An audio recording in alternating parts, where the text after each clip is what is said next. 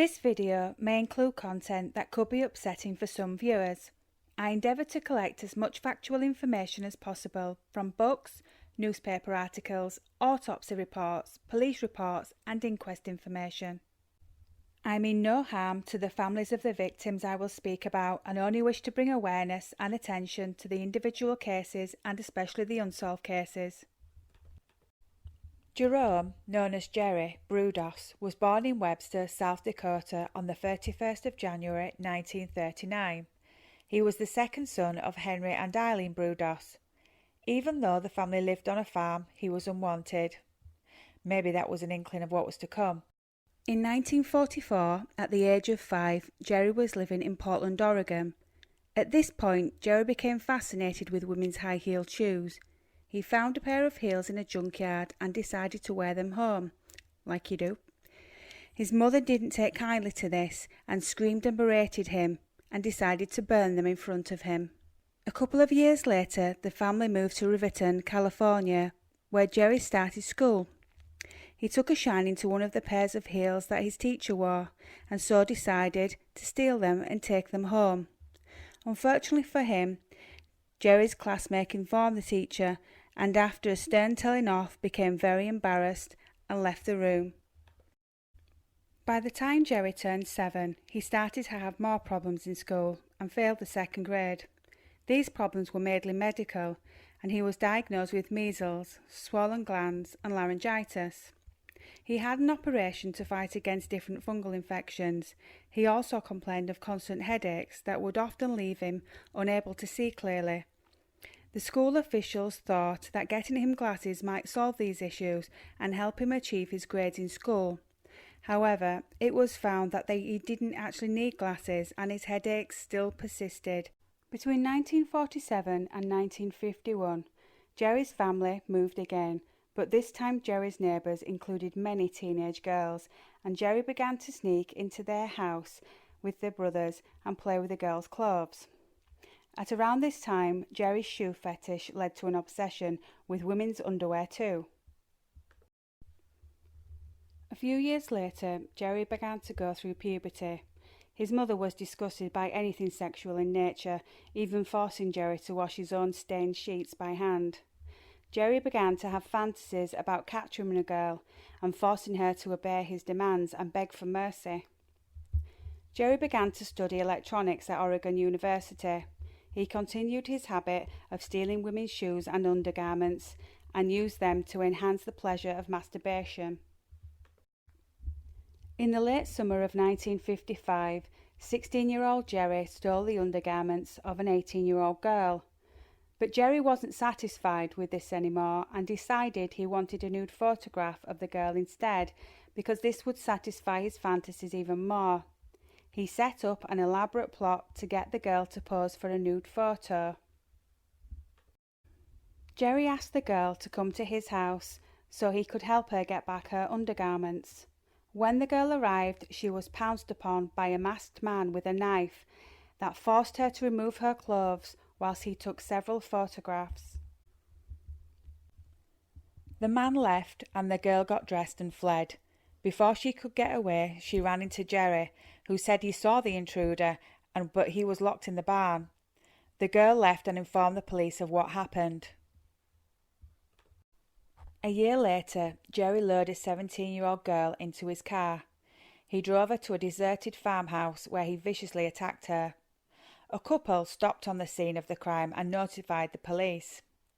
Jerry claimed that he had stopped to help the girl instead and was not the attacker. The couple did not believe Jerry, and eventually the Oregon State Police obtained a confession. In Jerry's house and car, they found women's undergarments, photos and photo equipment. Jerry was soon arrested for assault and battery. Jerry was committed into Oregon State Hospital for evaluation and treatment. His initial diagnosis of adjustment reaction of adolescence with sexual deviation and fetishism didn't go down well. Whilst he was hospitalized, Jerry was allowed to attend high school during the day at North Salem High School. During this time, Jerry was also diagnosed with borderline schizophrenia, a diagnosis that was often given at the time. Jerry remained hospitalized for around 9 months and was eventually discharged and deemed not to be a danger to society. He graduated high school with a very low GPA in the lower 30% of his class. In the fall, Jerry tried his hand at college in advanced technology, but his attendance was erratic and he eventually gave this up and joined the army. Jerry was stationed at Fort Ord in California and did his basic training at Fort Garden in Georgia. He was granted the rank of E2. By the time Jerry had turned 21, he had been discharged from the army and moved back to Corvallis with his parents. But he was forced to live in their shed. One night after running an errand, he became excited by a young girl who was walking and followed her home. He strangled her until she was unconscious and then stole her shoes. He slept with the shoes in an attempt to feel more powerful. Whilst Jerry worked at a radio station, he met his future wife, Darcy Meltzer, who was only 17 at the time. The two began going out, but Darcy's parents did not approve of the relationship. Arguably, this was an act of rebellion. Darcy gave Jerry a kind of attention that he had not experienced before, and the two were married within a few months. In the same year, their daughter Megan was born, and a couple of years later they moved out to the West Coast, mostly because Jerry was not able to maintain employment. In 1967, the family settled in Portland, where Jerry obtained a job as an electrician. Darcy got pregnant again, and Jerry was very excited to have a son. However, Darcy would not allow Jerry to be present during the birth of their son. Jerry was deeply saddened. By this time, he started to regress back to his shoes and undergarment theft. Shortly after his rejection from the birthing room, Jerry started to stalk a woman from Portland. He waited for her to fall asleep at home. He broke into the house and attempted to steal the women's shoes. She woke up and Jerry choked her until she went limp, raped her, stole her shoes, and fled the scene.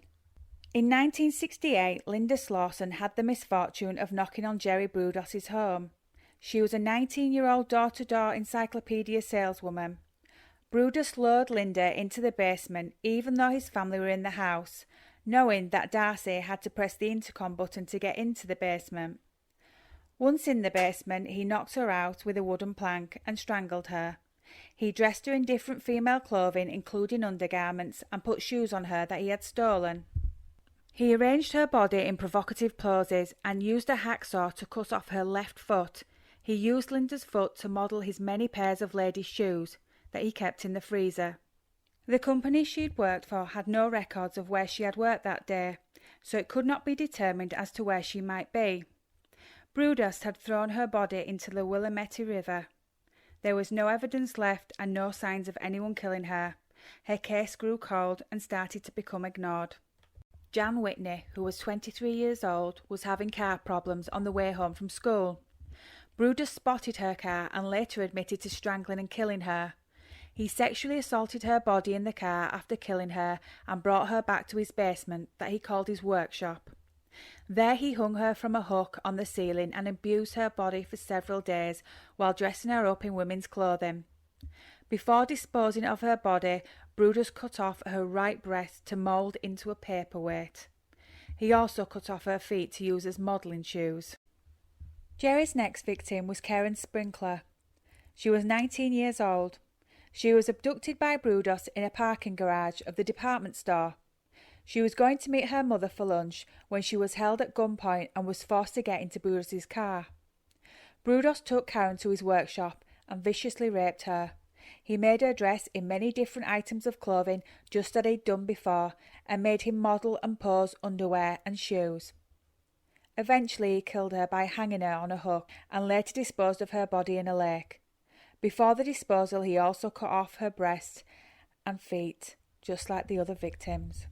On the 21st of April 1969, Jerry encountered Sharon Wood in a parking garage at Portland State University. Sharon attempted to fend off Jerry's attack by biting his thumb until it bled. Jerry beat her unconscious, but an oncoming car made him flee the scene of the crime. police failed to make any immediate connection between these events. The day after the Sharonwood attack, a young girl, only 15 years old, was also attacked by Brudos, Gloria Jean Smith. Luckily for her, she was able to fight him off, but Jerry was escalating.